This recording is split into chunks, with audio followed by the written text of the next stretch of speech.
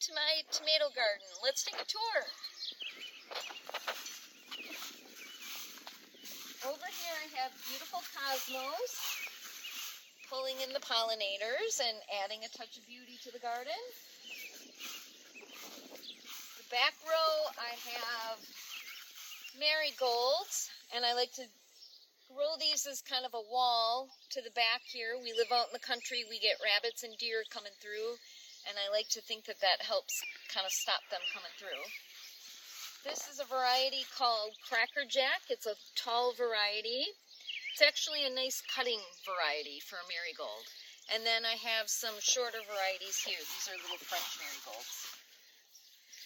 Then, in the next row, I have some parsley. And then this random cilantro that came up. And then I have a row of beans. So I grow two varieties of beans. I grow a green bush bean called Kalima and a yellow bush bean called Goldilocks. And they're both wonderful beans to grow.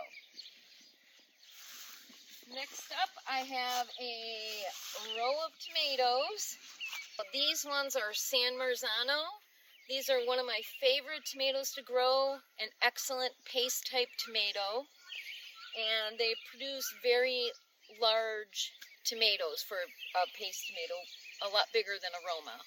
So in my opinion, I prefer growing these to aroma, although I am growing Roma this year, but these ones are probably my favorite paste tomato. And then in between my tomato plants, I grow a lot of companion plants to the tomato. So this is borage.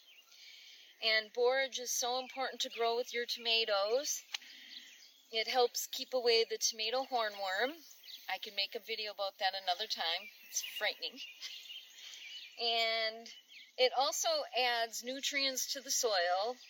And also the little flowers are edible, so you can throw these in your salad and they taste like cucumbers. And also I have a lot of basil growing with my tomatoes, a really good companion plant to your tomatoes.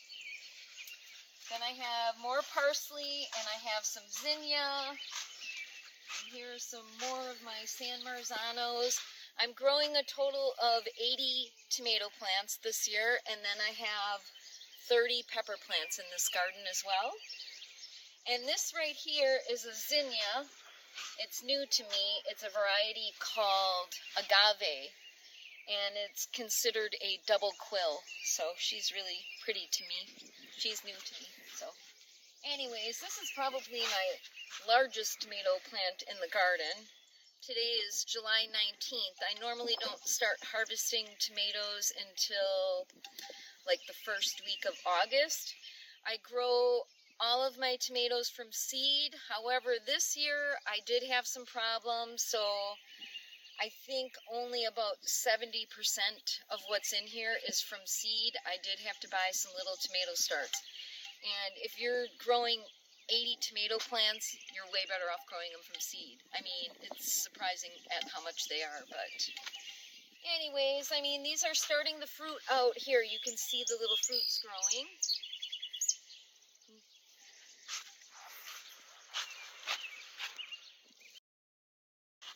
But the San Marzano to me is a lower or a later producing tomato, so it's one of the last ones that'll start producing for me, but they're very heavy producers. Then I have more parsley. I grow a lot of parsley. I like to dehydrate it. The marinara sauce I make takes a lot of parsley, so I like to grow that. Good companion plant. And we have some more borage. Now this tomato plant here, according to the little thing, this is an Ace 55 tomato. And this tomato, I don't know if there's any fruit set on there, but this tomato is supposedly a lower acid tomato, so I'm growing that for my mother, and it's kind of a smaller slicing type tomato.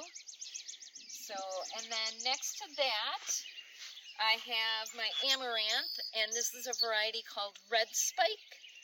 And when the plant is young, you can eat the leaves like a spinach, very nutritious. And they get beautiful red spiky plumes on them, and they will reseed for you year after year. If you don't want that, take it off before the seeds start producing. And then we have more parsley, more San Marzanos to the end, and of course the red spike. I think it's just such a pretty contrast. And it's a good companion plant to your tomato. I believe I read that the amaranth does add nitrogen to your soil, so it is a good plant to intercrop with your tomato plants. And then on this row, well, we have Miss Chrissy, my chicken with the crisscross beak. Hi, sweetie. You're a good girl.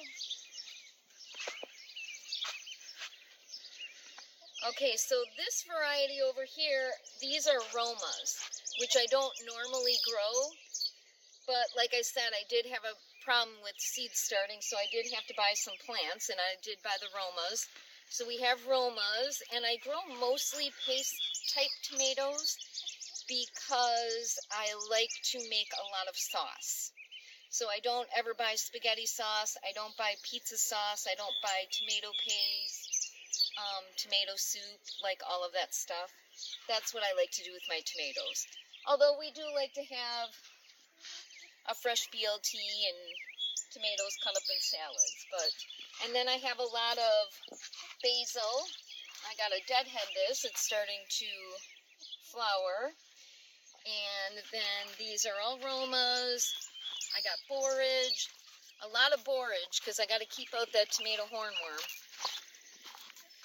So far I have not seen any tomato hornworm, and that's fantastic to me.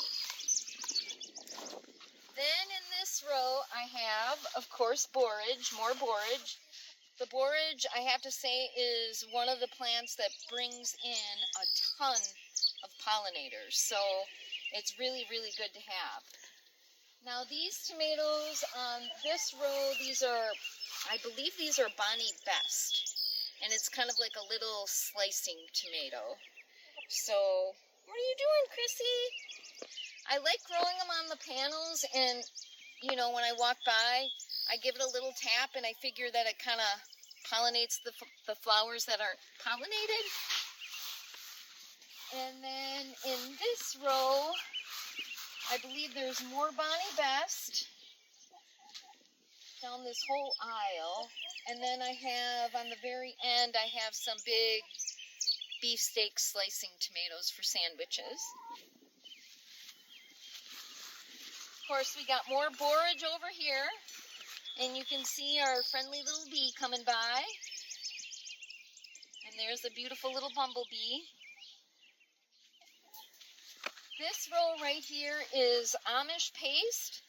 This is a new variety to me. I have not grown this before, and I have to say that the plants are very kind of lanky. They're not real bushy, they're kind of lanky. I pulled these up and tied them to the panels here, but they're kind of branching out, and I mean, it's hard to keep up on all the tomatoes, so I do my best. That's all I can do. So that's what's in this row. Then down this row, you can see I have, these are the Amish paste, a few more, and then you can see the difference in the structure of the plant from the Amish paste to the Roma, which is a bushier plant down here. It's shorter, more compact, bushier. These are real tall and lanky to me, but we'll see. I mean, I've heard that the tomato is fantastic, so we'll see. And then I have a lot of different things intercropped in there. I have the basil, the parsley, cilantro, and of course, more borage. Thank you for watching part 1 of my tomato garden tour. Part 2 will be coming up shortly. Thank you.